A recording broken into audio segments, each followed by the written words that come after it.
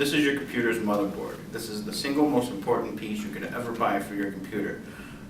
Everything that you purchase will plug into here, and this is what allows all of your different components to communicate with each other. The most noticeable part of your motherboard will be right here, your RAM bank. This is where your RAM plugs into. Your RAM is your random access memory, which is basically your computer's short-term memory. It stores information while you're using the computer in order for it to be accessed faster. Whenever your computer is turned off, the RAM, the information in memory, or the RAM, is just completely deleted. There are multiple kinds of RAM. Most modern computers, in fact, pretty much anything you were to go out and purchase today, would use what's called DDR3 RAM. Other boards, such as this one, use DDR2. Some older ones may use DDR1. Next to the type of RAM, if you're looking at a specification sheet, will be the RAM speed. With DDR3, you're talking PC 1333 or PC 1066. Basically, the speed of the RAM is how fast it can communicate with the processor. The faster the speed, the better communications. The faster communication means the faster. However, for most people, the increased RAM speed will not make a real world difference. Only the most enthusiastic builders will actually use the higher speed RAM.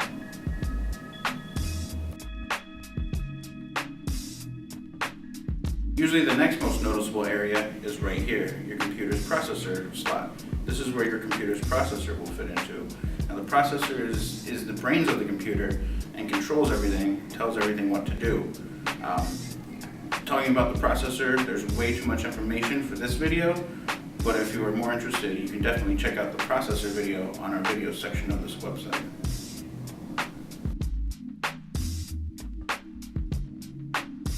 Alright, next up, we have your input-output panel, or otherwise known as your I/O panel. This panel is usually at the back of your computer. This is where your USB devices, such as your keyboard, your mouse will plug into, possibly your monitor. This is where all your audio inputs are for speakers, microphones. This is where your internet cable would plug into. This is also where your USB is. Now, depending on the model and make of your board, you may have as little as four USB ports, or some higher end boards have 6 or up to even 8 USB ports. This area here are your expansion slots. This is where many motherboards will differ greatly. In fact, most of them are going to look completely different from one another. They look different because there are different kinds of slots here, and each has a different purpose. The most common two are your PCI slots and your 2 PCI Express slots. The main type of PCI Express is this guy right here. It's called a PCI Express X16. This one here is called a PCI Express X1. Again, these are just normal PCI slots. The PCI Express X16 slot here will be used for graphics cards, while your PCI X1 or your standard PCI slots are more commonly used for additional networking cards or possibly higher end audio sound cards. That's it. Ports. Your SATA ports are where your hard drive and your DVD drive would plug into. Your hard drive is what you use for long-term storage, where all your movies and music are stored. Your CD drive or DVD drive is where you would obviously put in your DVD to install software, watch a movie, things like that. The speed of these ports actually changes every few years. It's on its 3rd specification right now. The good news is, however, the actual size and shape of the ports don't change. So new hard drives, even if you have an older set of SATA ports, say you have 3 or 4 years old, a brand new hard drive would still work with those. And if you want a large amount of storage, the more ports the better. Higher end boards will have upwards of 6, maybe 8 ports, while this one only has, as you can see, 2. Next, we have the front panel audio header. Once again, this is to plug the front panel audio cable from your case, if it has one, into the motherboard. The front panel audio will have a speaker output, possibly a microphone input.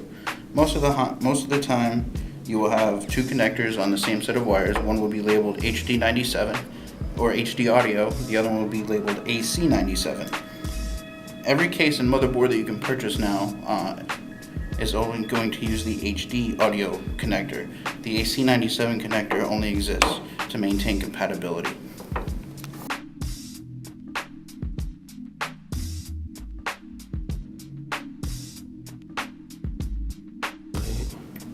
These two little guys right here are your USB headers. Similar concept as the front panel audio header, but instead of plugging audio cables, you plug in the cables from the USB ports on your case here.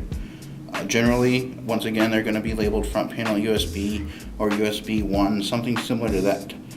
Most cases now have a single plug that will fit one way.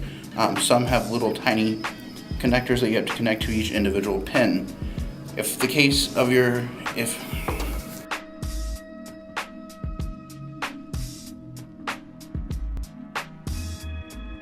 Go ahead. Now for the tricky part, your front panel headers. This is once again labeled F panel usually. This is where your power switch, your reset switch, the little blinky light that flashes in front of your computer. That's where all that stuff plugs into. Now some motherboards have a block that is clearly labeled, and that makes it easy because you just connect the connectors to the block, plug the block into the motherboard. This one, however, does not. So just like the USB headers, you would need to consult your motherboard manual and your case manual in order to figure out the proper placement of the cables.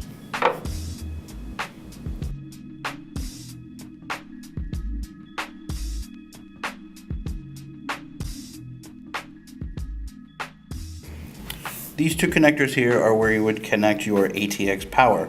This is basically the two cables from your power supply that provides electricity to everything in the computer. That's where those would connect.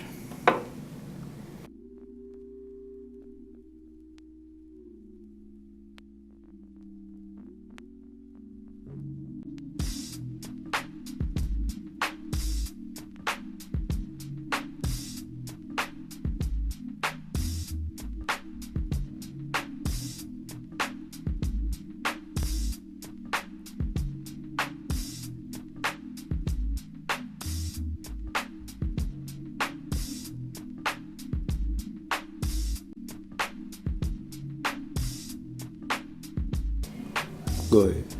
Right, and that was the breakdown of most motherboards. Like I said, you have your RAM slots, your CPU slot, your power, your I/O panel, your PCI expansion slots, and then down here, sometimes on the side, depending on the board, are your headers for front panel, USB, and audio. Thank you for visiting our website.